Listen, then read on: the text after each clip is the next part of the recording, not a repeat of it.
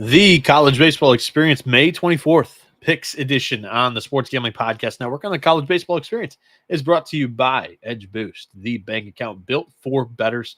You can sign up today at edgeboost.bet with the promo code SGPN and get a $25 deposit bonus. What is going on, everybody? Welcome back into the College Baseball Experience. My name is Noah Bieniek, and we are going to run through the entire slate here of games that we have first pitch for, and the 10 or so leagues. There's like 11 conferences that frequently get betting odds.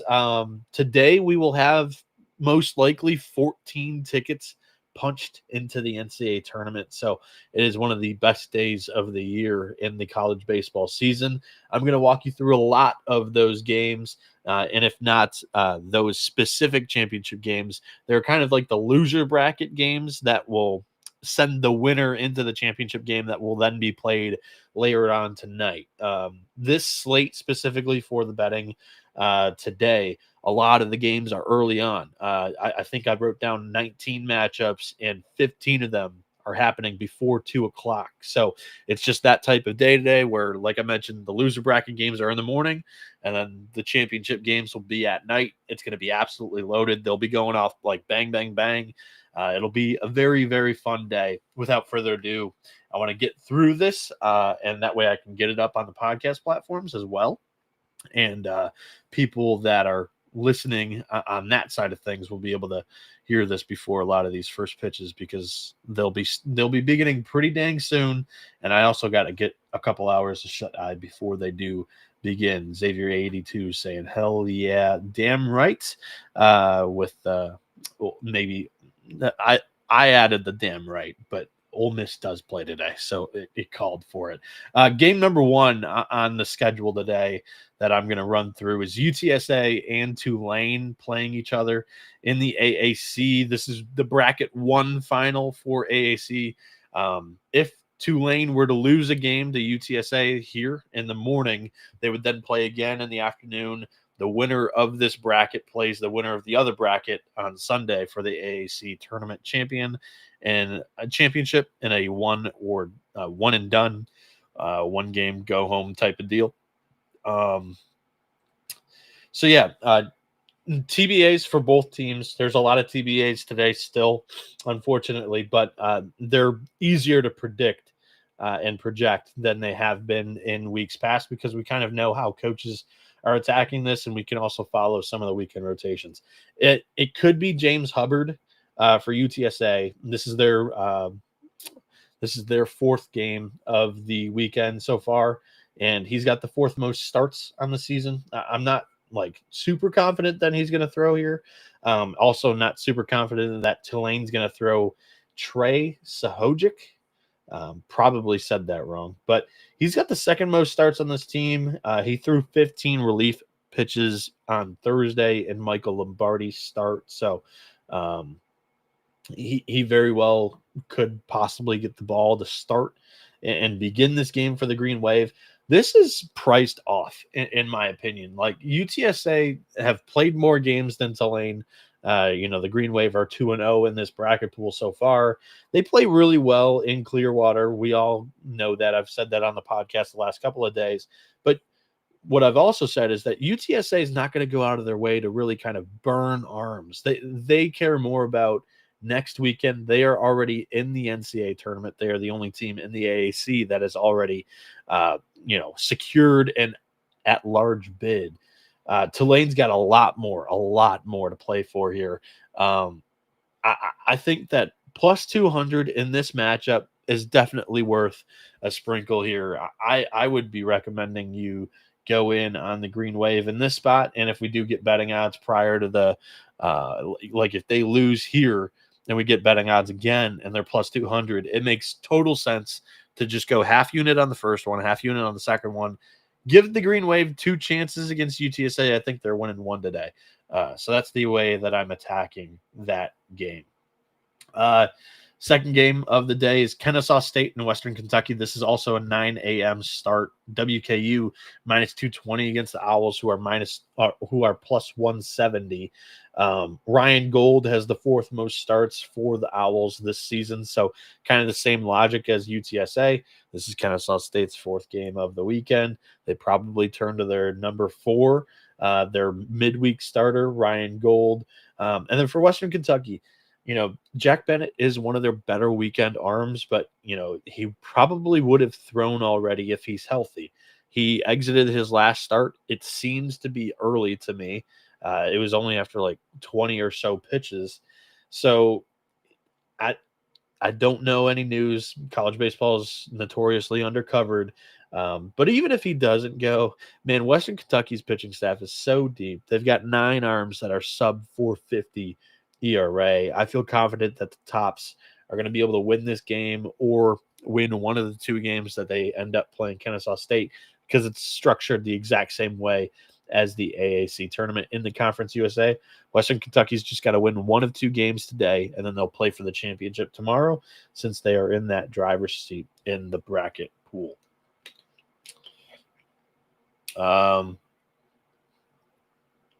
At 10 a.m., so the Big Ten got washed out yesterday with all that rain. Unfortunately, my Nebraska moneyline play wasn't able to, come to fruition. And that place is going to be an absolute madhouse. I don't know if any of you saw the highlight clip of it, but they were displaying the Nebraska softball game because the Cornhuskers are in the Super Regional in Knoxville. And Nebraska won the game 1 in the Super Regional, and that place was going nuts in like misty rain conditions, kind of foggy too. And, that place would have been so fun, so great for college baseball last night. It is the Nebraska fan base, though. They're one of the better fan bases in college sports all around.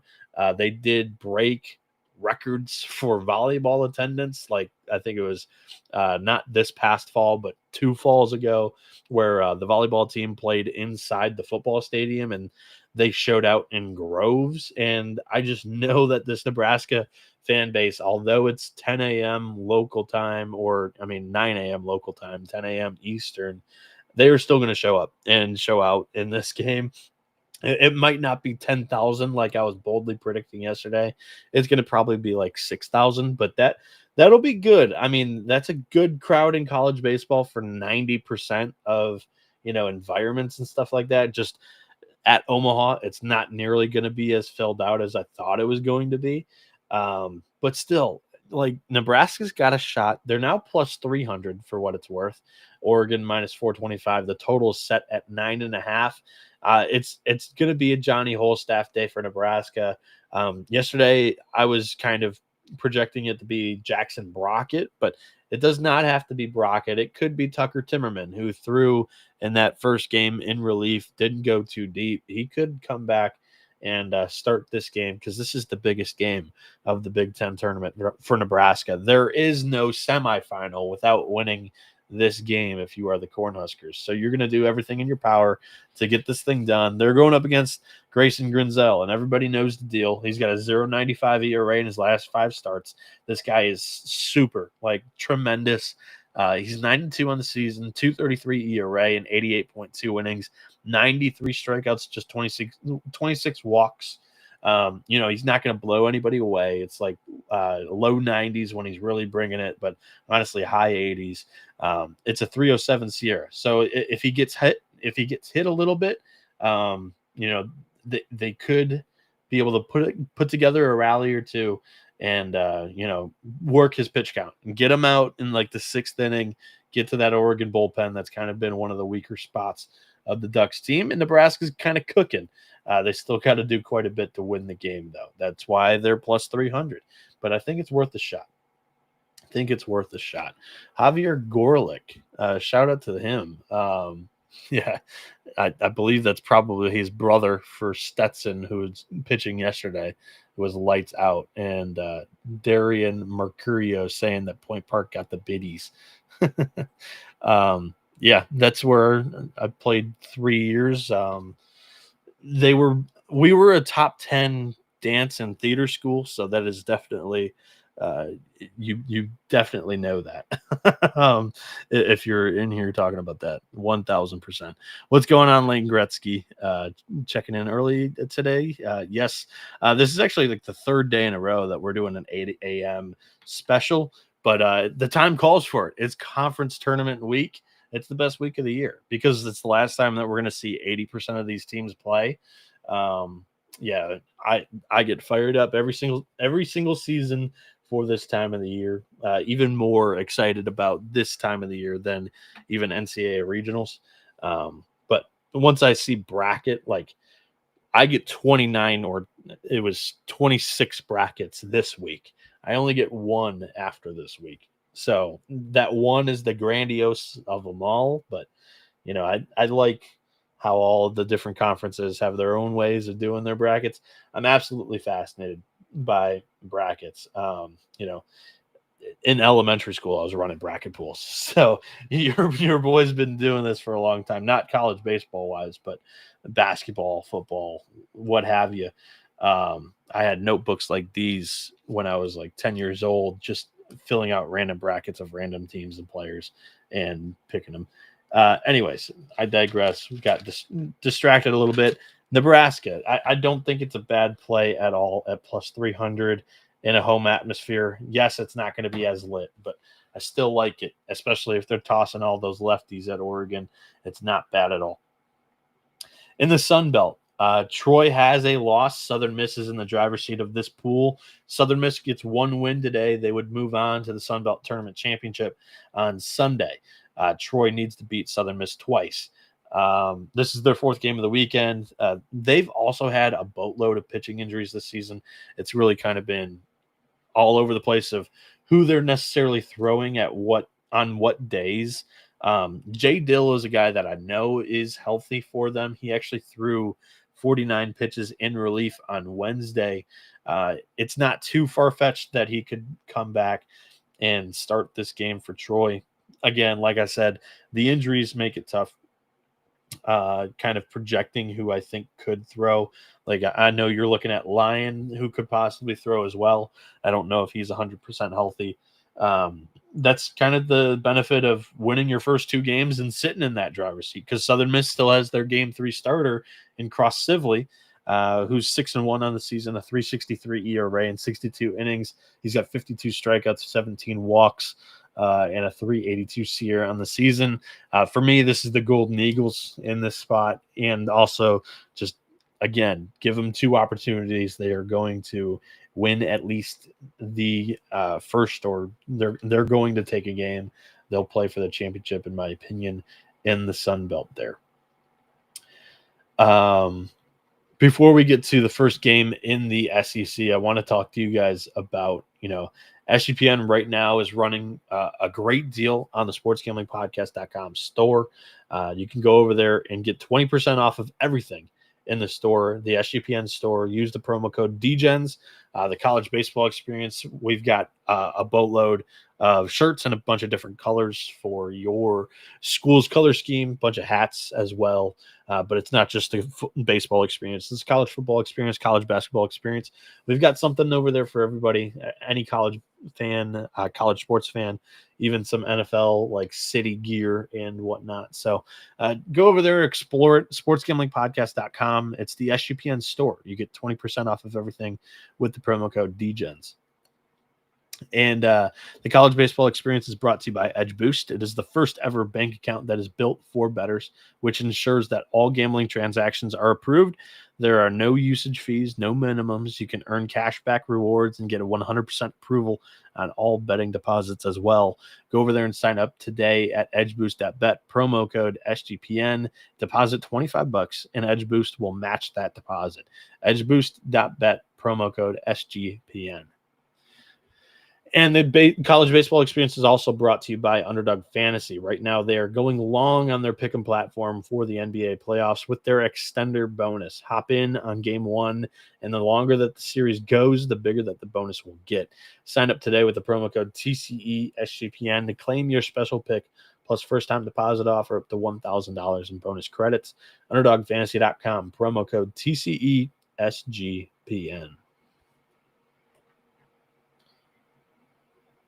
And we are back here on the college baseball experience. We're running through the entire slate of college baseball games here today on May 24th. It is my mother's birthday, by the way. As I keep saying, May 24th, I know that I've got to text her because I stay home on the Memorial Day weekends to do work and also enjoy the college baseball tournament week. And my family's out on vacation, so I gotta text her happy birthday. Every time I say May 24th, I'm reminding myself, and I'll be able to do it after the show. But we've got 19 games on the notebook here that we're gonna run through. I pulled pictures, or at least a projection for every single one of them.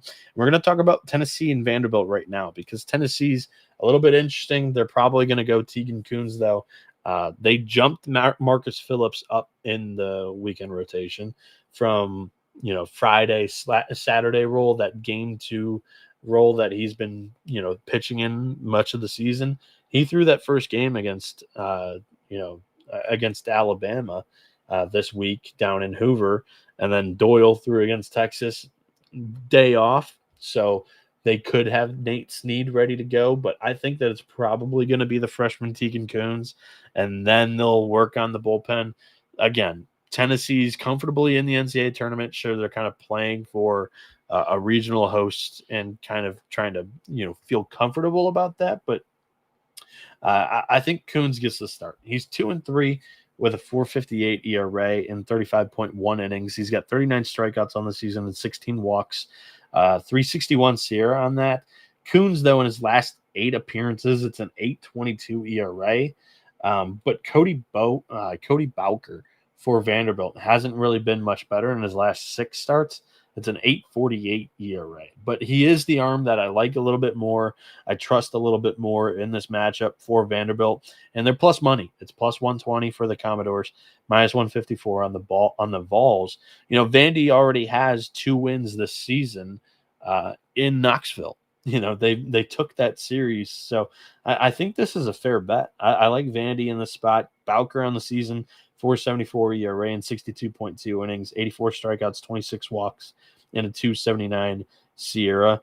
I typically, although it hasn't really gone this way in college baseball much this season, like I know Kyson Witherspoon had the exact same line, which was crazy. He faced Georgia twice this year, had the exact same line as when he faced him in the regular season and when he faced him in Hoover. Kind of crazy. But typically the team that gets beat in that first matchup, they're able to make the adjustments and they come back and they actually, kind of improve on what they did the first time.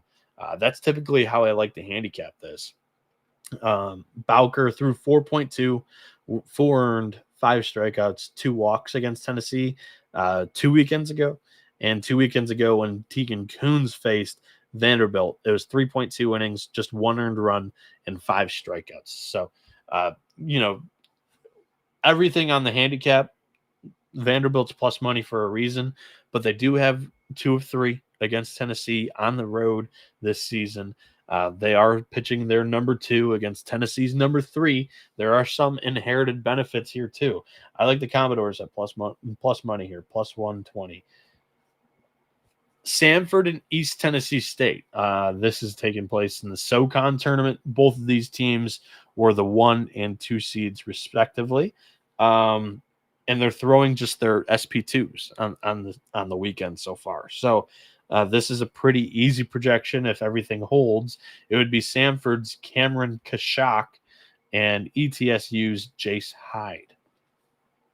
Kashak is 5-3 with a 4.76 ERA, 73.2 innings pitched on the season, 71 strikeouts, 29 walks with a 3.71 Sierra. And then for East Tennessee State, Jace Hyde is 7-0 with a 3.72 ERA, 67.2 innings, 55 strikeouts, 21 walks. Kashak has a 7.65 ERA in his last 4 starts, whereas Hyde has been really good over his last 5 outings, just 2.46 ERA. For me, it's the Bucks ride or die. I think that they win this conference tournament. SoCon games kind of end in football scores, but East Tennessee State's got one of the better pitching staffs that I've seen in the 4 years that I've been doing this in the SoCon. So I just think that like when you have that kind of talent on the mound and the way that they performed for much of the year, that you can kind of hinder some of those football scores. I think ETSU gets it done. Do I want to bet them at minus 175 compared to the plus 135 on Samford? No, not really. We've got, what's the total here? Total's 12.5. Again, like these are SP2s. It's a reasonable number right now. I don't think this is where it necessarily gets crazier in the conference tournament yet. It will, but not yet, I don't think. I'm running through some of these totals. They are coming out, kind of as I'm doing the show. I'm double checking to see if any of them kind of have moved a little bit or updated, because I didn't read the totals for the first couple of games there, and I apologize. Next up in the A-Sun, this is an elimination game. Florida Gulf Coast and Jacksonville are playing each other. The only remaining rotation arm that has not started a game for the Eagles of Gulf Coast is Chase Kriebel, so that would be my projection there. Not like crazy confident that he's throwing for them, and I'm not really crazy confident that Blake Barquin is throwing for Jacksonville. He's a midweek starter on the season, and he did throw 25 pitches in relief on Wednesday. They've kind of burned through their week. Both of these teams have kind of burned through their weekend rotations already. So this will be a really interesting matchup. I think it comes down to the offenses, and I think that Florida Gulf Coast has a slightly better one. Both of them are quality teams, quality programs, but I'll take Gulf Coast. That would be my pick there. This is a really interesting one. So we don't have betting odds on it still. But the Big South Championship game, it's the first game of possibly two. Upstate's in the driver's seat. They would need to lose 2 to not go to the NCAA tournament. The Spartans of USC Upstate have never gone dancing. They've never been in the NCAA tournament. They are playing Charleston Southern in the championship game here. No betting odds, like I said, so we're not going to spend a ton of time. But Upstate, like, they still have their Game 3 starter ready to go. And even in their game notes, they have listed Chris Torres as the starter for this game. He's 7-4 on the season with a 4.99 ERA in 70.1 innings, 71 strikeouts, 23 walks. He's got 3.62 Sierra. Opponents are hitting 2.97 against him. And in his last 5 starts, he's kind of got a squeaky wheel. It's a 6.33 ERA in that span. Charleston Southern, though. So this is their, I think, 5th game of the week. The offense is great, and that's why they're winning a couple of these shootouts. They're able to put up 10-plus runs in games kind of easily, honestly. So I think they might be able to get to Torres. It's just whether or not they'll be able to keep Upstate down in the process. It was a tough projection for Charleston Southern. Kind of they've used more of the starting pitchers that they've thrown through the back half of the season, but the name that I settled on that I wouldn't be surprised if he throws, again, this is a TBA, Nick Timpanelli. And it's a really interesting name because Nick Timpanelli was their opening day starter. He was, at the beginning of the season, the arm that they felt most comfortable about, and he's had a rough season. He's started 8 games, hasn't thrown yet this weekend, but, kind of was removed out of the rotation 3 weekends ago. It's that. To me, this is like the perfect culmination of we believed in this guy from the get-go this season. He puts it together for one start, and they beat Upstate in this game. It goes to a game where whatever for their Big South tournament. It goes to the final game, a sudden death winner go home between Charleston Southern and Upstate. If I'm right, that would be a hell of a call. I don't know what the betting odds are going to spit out to. So I went over to collegebaseballinsiders.com. It would list USC Upstate minus 1,300. They would be minus 1,300 in this game against Charleston Southern. I kind of like the Bucks. I kind of like the Bucks in this one if Timpanelli goes. Again, it's just a TBA projection there. So, and we don't even have betting odds on it. So we'll move on to the A10, which again, not comfortable with this projection. Rhode Island, I feel a little bit more comfortable. This is the championship game also of the Atlantic 10, by the way. Rhode Island's in the driver's seat. They would need to lose 2 games to the George Mason Patriots to not go to the NCAA tournament. The Rams are playing their 3rd game of the weekend. So their game 3 starter for much of the season has been Jake Cullen. He's got 9 starts on the year. His last 3 starts have been rough. 9.38 ERA in that span. Daniel Elliott could possibly get the ball for George Mason. I think this is their 6th game that they've played this weekend, or this will be their 6th game. So they are really running low on pitching. Elliott threw 41 pitches in relief on Wednesday. He does have some starts under his belt. He could be a guy that they trot out here. But yeah, for Cullen on the season, 5.88 ERA, 49 innings pitched, 45 strikeouts, 31 walks, and a 4.89 Sierra. Again, no betting odds on this one yet. I went over to College Baseball Insiders. Their model would have had Rhode Island minus 246 in the matchup.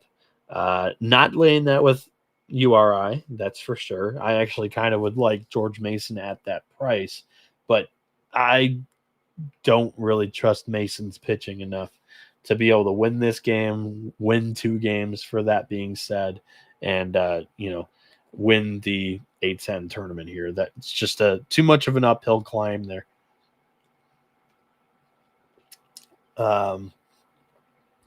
In the Conference USA tournament, we've got Jacksonville State against Dallas Baptist in the other pool final. It's DBU's 3rd game that they've played. Jacksonville State played them super, super tight. The pitcher that they threw the other day, his name is escaping me, had an all-out career day against DBU. He threw 8 innings, allowed just 1 hit. It was crazy. And then DBU got to the reliever of the 1 inning, and they win the game. So that sucked for the Gamecocks. But once again, they played themselves into this game, and they still have their midweek starter ready to go.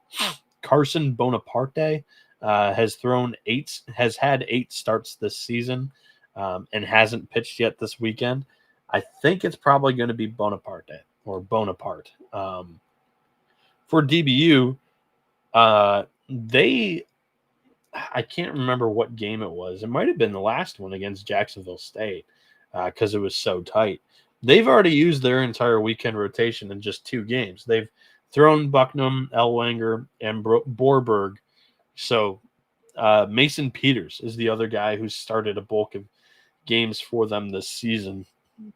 He's 4-1 on the year, 3.82 ERA, 35.1 innings, 50 strikeouts, 14 walks, a 241 Sierra, and a 188 batting average against. That is not a bad 4th arm. Not bad at all.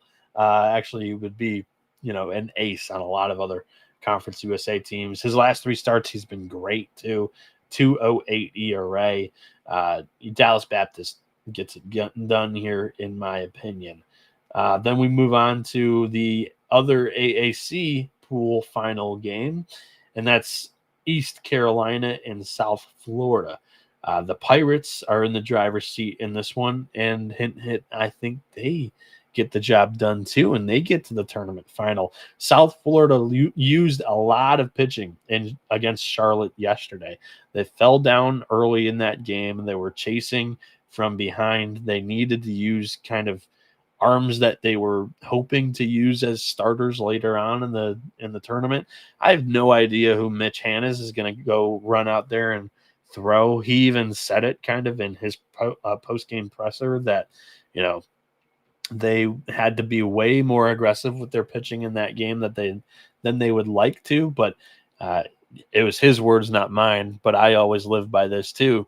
You don't get to play tomorrow without winning today. And with like that being said, he was like, we just need to be able to kind of flip and rewrite some of the game scripts. If you're able to offensively, kind of gain a lead or put up some runs and do some damage, then you can kind of, dictate your pitching staff the way that you would want to.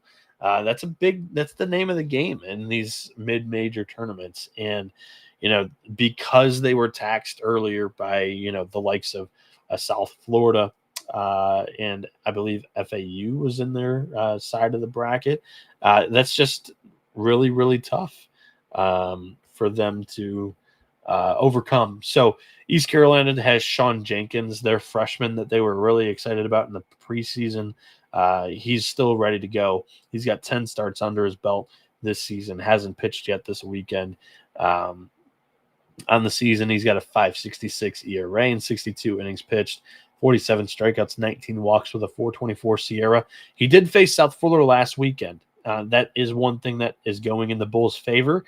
They actually saw him pretty well. 5 earned runs in 4.1 innings with 6 hits and just 1 strikeout. So, like I said, they saw the ball pretty well out of his hand. If Jenkins makes some adjustments, maybe he has a better outing. But in this one, should be pretty interesting. The total is 12.5 there. Again, like I said, with the amount of pitching that South Florida has already used, this could turn into a little bit of a shootout. I might like that over 12.5 there. I'll write that one down in case I'm itching for something later on. And yeah, Clemson, Georgia Tech. We'll talk about that one on the other side of this break. Because the college baseball experience is brought to you by Rhythm. They are your home for AI-backed picks and props. You can dominate the NBA playoffs, the PGA, MLB, and they also just launched their WNBA product as well that you can dominate with their models. Rhythm knows that you're going to love their platform, so that's why they're offering you a 7-day free trial. Rhythm has some amazing deals going on right now. You can get 25% off a monthly subscription with promo code SGPN25. And you can get a 50% off annual subscription with promo code SGPN50. Go over there, get your 7-day free trial today at sportsgamblingpodcast.com/rhythm. That is rhythm spelled RITHMM, promo code SGPN25 or SGPN50.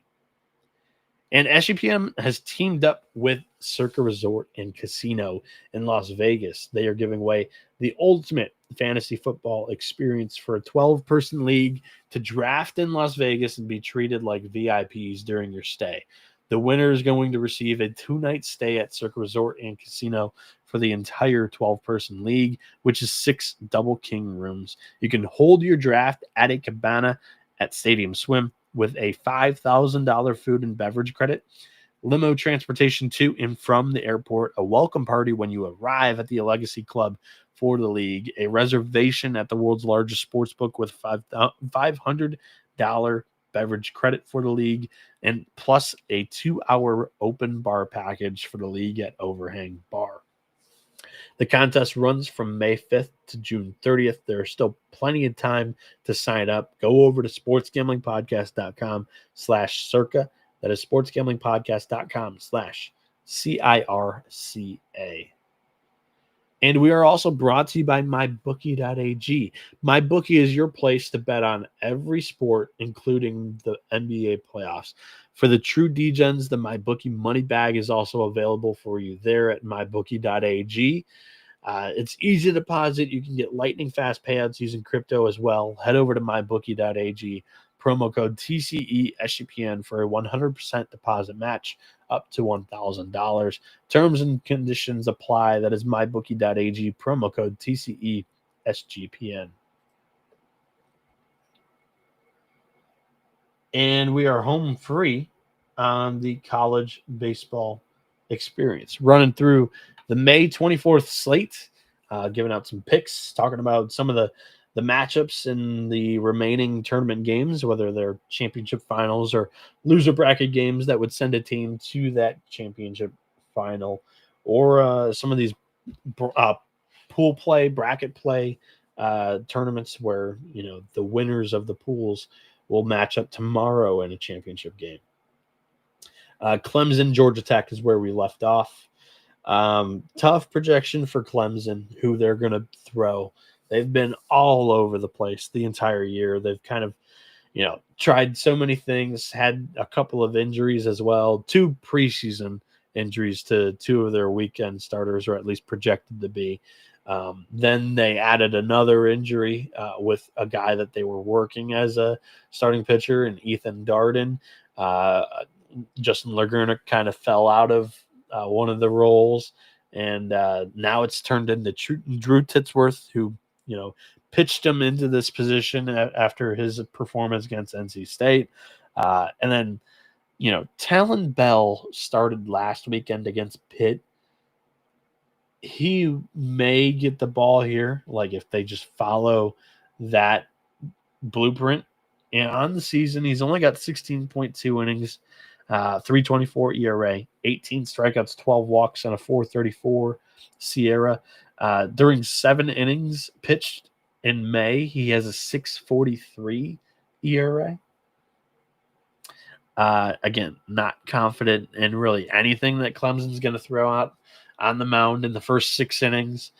They already kind of used Molstedt as well, so Reed Garris is probably the arm that they turn to in the back half of this game, final 3-ish innings. He's not the closer per se, but he is a trusted bullpen arm that they're able to trot out there.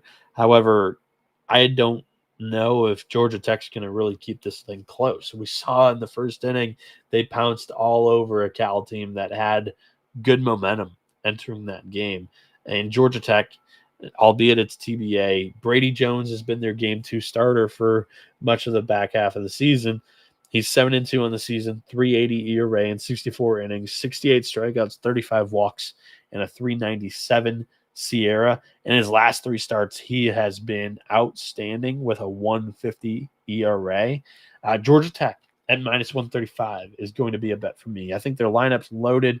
Brady Jones is on a roll right now. I like the Yellow Jackets.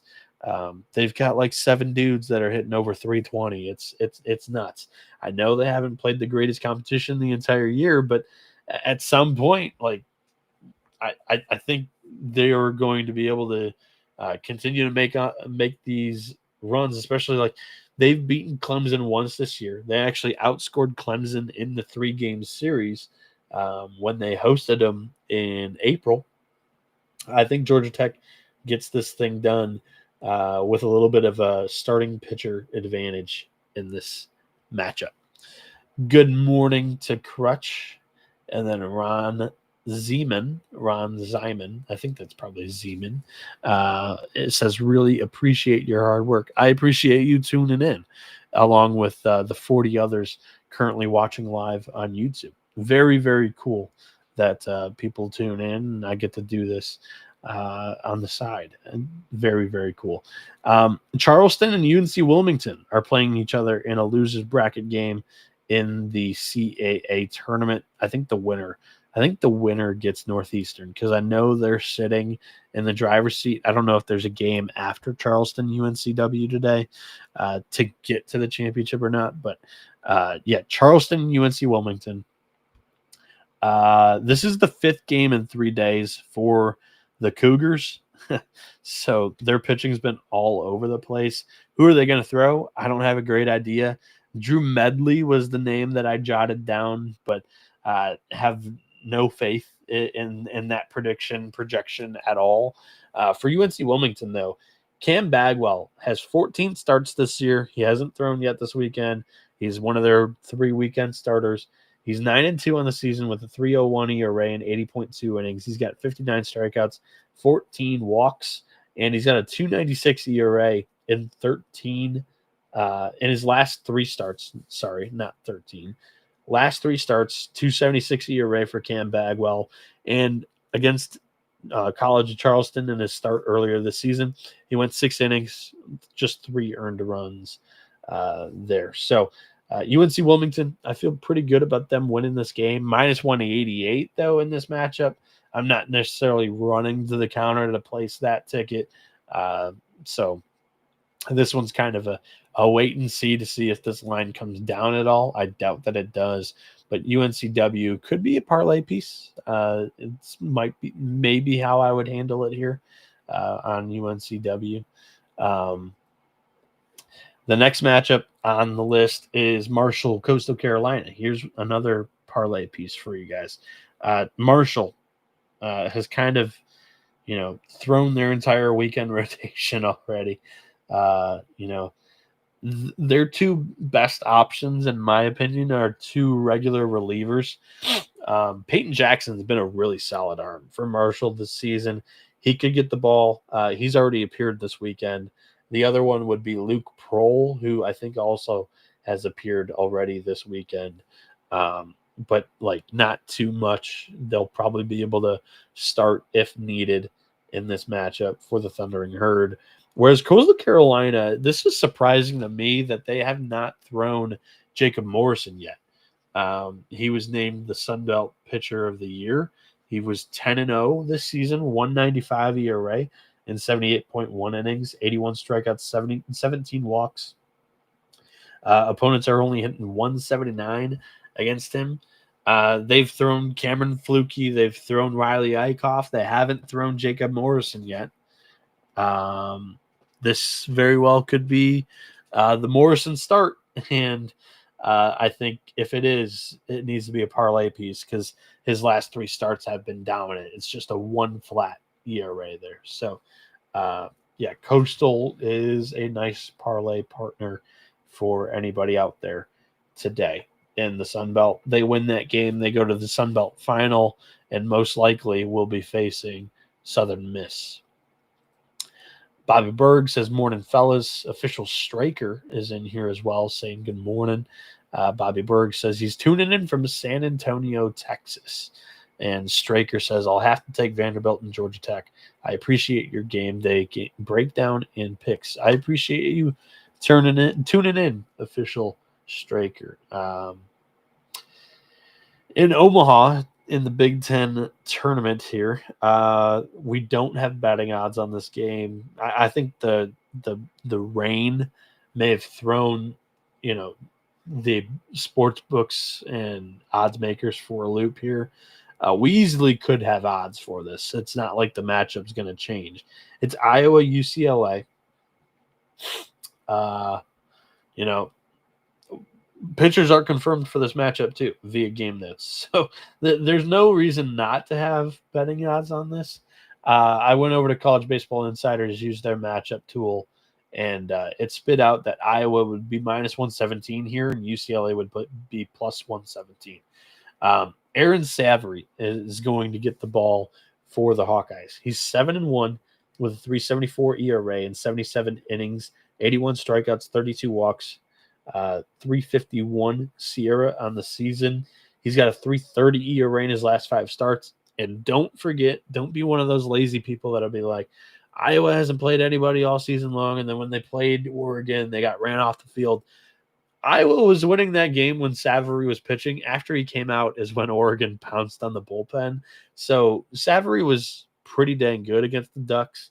That was Iowa's best chance of winning, and they blew it in the final 2 innings. So good thing for the Hawkeyes. The bullpen's going to be rested. They had a couple of days off here. So, And then for UCLA, it's Michael Barnett, who he started the season undefeated. I think he was 8-0 in Big Ten appearances. And then he's kind of been leaking oil his last 3 starts. He's got a 4.88 ERA. And they weren't knock your socks off type of offenses either, where he was kind of struggling. On the season, he's 10-1, 4.23 ERA in 66 innings. He's got 66 strikeouts, 14 walks, and opponents are hitting 298 against him. So Iowa has a very good chance of being competitive, being able to win this game. they'll have the fan base there. This is going to be in the middle of the day. I think it's like a 1 o'clock start time. Iowa's fan base is just as good as the others that are in the Big Ten tournament right now down there that are still alive. Iowa usually every single year has a really good contingency in Omaha for the Big Ten tournament. Outside of Nebraska, the Hawkeyes have really good representation, honestly, like second best in the conference. So I like the Hawkeyes there against the Bruins, and hopefully we get betting odds on that.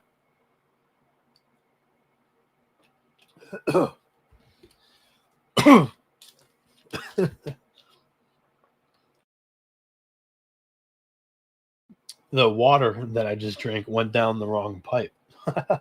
Oh my goodness. So yeah, we've got 4 matchups left. Again, all of these are pretty much before 5 o'clock. Just because some of them are loser bracket games, some of them are bracket final games, some of them they're trying to avoid the weather, like this one, Ole Miss LSU. The Rebels are plus 180. The Tigers are minus 238. I really don't know if oddsmakers caught yesterday's game where LSU pitched both Cade Anderson and Anthony Ianson. And, LSU's got the best duo of starting pitchers, I think, in the country. But they don't really have a Game 3 starter figured out. It's either Kason Evans or Chase Shores, but it hasn't been smooth sailing for either one of them in that spot. And they're minus 238. That's, for me, that just doesn't fly.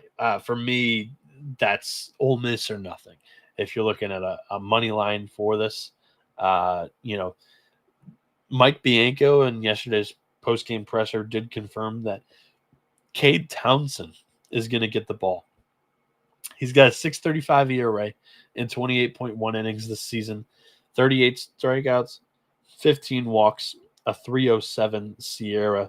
His last 3 starts haven't been tremendous. It's a 5.94 ERA, but like I said, at plus 180, I think Ole Miss is playing pretty good ball right now. They won the Auburn series, and then now they've made a little bit of a run here in the SEC tournament. Ole Miss plus 180 or nothing. Personally, I'm not going to fire on that either because I know that Townsend's not really an arm that I'm, super excited to get behind. So this is a game that I'll probably be watching without a bet, unfortunately. Speaking of a game that I'll be watching without a bet, currently there's no betting odds on it. So, I'm rooting for odds to come out for this matchup because it's going to be great. And I like a team in this matchup in the ACC tournament. It's North Carolina and Florida State. Honestly, probably the best game of the day. We're getting a rematch of that series where North Carolina took the first 2 games down in Tallahassee. Florida State responded by winning game 3. The game where FSU really kind of ran off their own field was this exact pitching matchup that we fall on. It's their game 2 starters. That game 2 was 11-1. It was a run rule in the 7th inning. Jason DeCaro threw really well. It was 6 innings of 1 earned run baseball, 7 strikeouts, just 1 walk against North Carolina. Whereas Joey Vellini, who I would project to start for FSU, threw just 3.2 innings, 5 earned runs, 6 strikeouts. He had 4 walks in that matchup against North Carolina. On the season, DeCaro has been really good down the back stretch of the year. 8-3, 3.38 ERA, 69.1 innings, 58 strikeouts, 22 walks. For Florida State and Joey Vellini, he's 8-4, 3.63 ERA, 74.1 innings, 91 strikeouts, 24 walks with a 2.64 SIERA. Here's the thing: like his last 4 starts, he's not been great. 6.67 ERA. But if we get that Florida State offense that showed up yesterday and was smacking balls left and right out of the ballpark, this very well could turn into a little bit of a higher scoring game than some may predict with DeCaro on the bump. I think North Carolina is going to be able to score, 5 runs. But if Florida State comes out and does what they did yesterday and the total's set at 11 with two really good pitchers on the bump. Could very well turn into in a game that you want to take the over. I plugged this matchup into the predictor over at College Baseball Insiders, and it spit out North Carolina plus 120. I don't think we're going to get plus money on the Tar Heels here. I think that the books respect North Carolina much more than that model that they have publicly for free. However, anything under minus 130, I'm probably firing on the Tar Heels here. I just think that they showed in Tallahassee against this Florida State team that, one, they were able to hit the Florida State weekend rotation. Get into that bullpen for the Seminoles, and that's, where it's really sketchy. Like, they do not have a whole lot of trusted arms. And of those very few trusted arms, they threw one yesterday in Joe Charles for 2 innings. I think he threw like 30, 40 pitches against Cal. They had a 14-7 lead, and they couldn't trust anybody else to go out there and shut the door. Like, it's a staff that has big question marks. So I like North Carolina. I do. I just think that they'll have the advantage the longer that this game goes. The penultimate game that we're going to talk about today is not going to be one that we dive in very deep. It's a tough projection for both teams on the mound. Creighton has used all 3 weekend arms. They are in the driver's seat. They're in the Big East final, undefeated currently. They'll play UConn in that Big East final. UConn has kind of ran the table after losing the first game to Xavier in the opening round, and are attempting to win 4 straight games to earn that automatic bid out of the Big East. They currently don't have any more starting pitching available. They could run out their ace again, but I don't necessarily think that they're going to do that in the first game. I think you try to win this first game, then you think about, all right, how's our number one doing? How's his arm? Then you throw him if he's feeling good. But you don't even want to put that kid in that position until you really, really need to. Ian Cook has been there, done that for UConn. He's not had a great year. He's been more of a reliever for UConn this season. He could easily get the ball, or if they don't trust him on the mound for whatever reason, Jude Abadessa has been a spot starter and reliever for UConn for much of the year. For Creighton, I think it's going to be Jimmy Burke, but again, not confident in that projection whatsoever. They've got a really good pitching staff over there, though. It's UConn's offense against Creighton's pitching. Who's going to be able to prevail? Honestly, I think the Blue Jays will. They've got 2 shots to get it done. I think it happens. I think they're able to do it. And then the final game. This is actually a big one. It's the Big 12 tournament championship. First off, so of course it's big. But yesterday I ate shit. Literally ate shit with my projection of TCU starting Cademan Parker. It was a full fade. I jumped in on Kansas. TCU starts Mason Brassfield. He was all right. He went 3 innings, and then Louis Rodriguez comes out of the bullpen and was unhittable. And, they won't have Rodriguez. So that's a good thing, I guess. But their bullpen's been good this year. They have Sloan out of the pen. They have there's another one that's escaping the top of my head, a good bullpen arms. And it's probably Cademan Parker who's going to get the start here. They've had some injuries in that weekend rotation from all the way in the back in the beginning of the year. The wild card to get a start here would be Cole Klecker. He threw just an inning last weekend, hasn't appeared at all this weekend. That's the stud that was a freshman during the College World Series run in 2023. That's kind of just battled injuries the entire year. If he starts, I'll just throw all the papers in the air and just say, man, Sarlos, tip my hat, tip the cap. I should say. But again, I I think Cademan Park is going to throw at some point this weekend. And if you didn't use him yesterday, I think they use him today.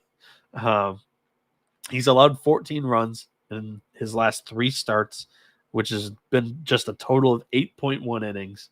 It's been really tough to see him throw this season. On the year, it's a 5.62 ERA, 48 innings, just 33 strikeouts. He doesn't miss a ton of bats. The 4.74 Sierra is concerning as well, with the 19 walks there. And Arizona is going to throw Smith Bailey. They already tweeted out the graphic that we'll see you tomorrow, and it was a picture of Smith Bailey, who's their stud freshman that they have a lot of confidence in on the season. He's just 2-3, hasn't had a whole lot of decisions go his way or go against him, but he's got a 4.52 ERA and 65.2 innings, 62 strikeouts, 25 walks, and a 3.85 Sierra. The interesting thing, the fun thing, the thing to note about both of these teams is that early on in the year, in the non-conference portion of the season, both of these guys played games in this ballpark, in Globe Life, in Arlington. So we do have numbers from both guys in this stadium. Cademan Parker threw 6 innings. He had just 3 strikeouts, gave up 8 hits, 3 earned runs, no walks to Michigan. At the time, Michigan was coming off of a really good weekend where they had beat Virginia. So didn't know how good the Wolverines were going to do. Now we know that they're going to probably miss the NCAA tournament. Whereas Smith Bailey, he hasn't really been good in his last 4 starts. But this is a guy that shows up when the lights are bright in some big spots. You know, earlier this season, that first weekend, the opening weekend during the Shriners Children's College Classic, he threw against. He went 4 innings, 5 outs, 3 hits, 0 earned, 0 walks in his first ever collegiate start. That was a great appearance. I was there in person. He was stellar that night. And then he was even better, even though he gave up 2 runs against Tennessee in Minute Maid Park. Now it's Daikin Park. He threw 5.1, 6 strikeouts, 5 hits, 2 earned against the Tennessee lineup at the time that was absolutely rolling. And I just think that you look at those 2 starts, and Smith Bailey has kind of been really good in the big moments. So I kind of like Arizona win it. Both of these teams, by the way, enter this game with great vibes. TCU's dugout nonstop, just making weird noises the entire game against Kansas. Once they got going, they didn't shut up, which is always fun. You know, I've been in dugouts like that are, you know, having a blast. And then Arizona's messing around with bananas. So, yeah, this game's going to be quite entertaining. I thought the semifinal was going to be really, really good. Both semifinal games in the Big 12, and they were both blowouts. And now I'm hoping that this championship game is going to be like the best baseball game that we've seen in the Big 12 this season. I really hope it lives up to the hype. I think Arizona comes out on top. That was my preseason team all along, and I've doubted them during the back half of the year. If Arizona's finally coming around, sign me up. I cannot wait for this team in the postseason, and that's going to wrap up today's show. Xavier82 saying Tennessee is a top-notch team to slow down. They are tough. They are very, very tough to get in front of and keep them down for sure there. But yeah, that wraps up the slate of games that I had written down. I like Tulane plus 200 against UTSA. I like Nebraska plus 300 against Oregon. I like Vanderbilt plus 120 against Tennessee. Let's see, where else should we go? Over 12.5 is an all right look in East Carolina, South Florida. Prefer to probably pick some better spots, but Georgia Tech minus 135 against Clemson. I love Coastal Carolina as a parlay piece at minus 500. I love pair that up with we were talking about it was like a minus 180 UNC Wilmington with Cam Bagwell. Wilmington, Coastal Carolina, not a bad parlay there. North Carolina, if the matchup predictor spit them out at plus money, I don't think that we're going to get them at plus money, but North Carolina wouldn't be bad there. And yeah, that's going to conclude this episode of the College Baseball Experience. I'll be back here tomorrow. It probably will not be 8 a.m. Eastern. There's only going to be, I think, 8 games tomorrow. So 8 games. I'll be back here running through. Same thing, pitcher projections, my picks. Hopefully, I'm aiming to get that thing up by like 4 or 5 a.m., get some sleep, because it'll be a long night, early wake up, Selection Monday. Selection Monday, we're going to be currently planning on doing a live show over at 11.7. It might be a joint production of 11.7 and the College Baseball Experience. Don't know if we've settled on that yet. But last year, we had really good turnout in the College Experience live stream watch along during the bracket reveal. But 11.7 was able to bring on a ton of coaches and players that were, they were interviewing last year. I think if we're able to combine both, that would be that would be a lot of fun. So I'm going to be pitching that idea. Follow 11.7 because, like I said, 14 tickets punched today. There's nobody better than us at putting those out ASAP when it happens. Yesterday we were talking about it. It was Houston Christian who won the Southland tournament, and the official NCAA baseball account, I still don't know if they've tweeted out that Houston Christian punched a ticket in the NCAA tournament. College baseball is underreported, man. What else can we say? It just is. And we're doing our best to up the effort, up the quality. The effort's there for sure from us. We've got Dimitri over there in Italy creating graphics at 6 a.m. Italian time when he's going to be playing games today, and he'll be posting them throughout the day. Just his work ethic is incredible. Ben's a good dude with plenty of connections, and he's an encyclopedia of years past knowledge in college baseball that I can't get, and it's priceless info. So I've only really been started to follow college baseball within the last decade. If I'm calling myself a casual, just tuning in during the postseason, but the last 5 years I've been really, really in tune. It's a whole lot of fun, and I think this platform, these followers here with College Experience and SGPN, for allowing me to grow in the game and being able to cover it and continue to rise in the media space. So, soft stuff aside, College Baseball Experience, that was an awesome show. This has been an awesome week. Thank you all for tuning in. Again, the 8 a.m. shows weren't necessarily the plan, but the positive side of it is that I do get some company. We had over 50 of you guys watching live this morning on YouTube. Over 800 have tuned in through YouTube and Twitter, which is awesome to see. This has been the College Baseball Experience. And man, oh man, is the next 2 days going to be super fun with all these conference tournament championships coming to a close. But then we get the grandiose bracket. Cannot wait. It's been the College Baseball Experience. You better start thinking about yours. And we are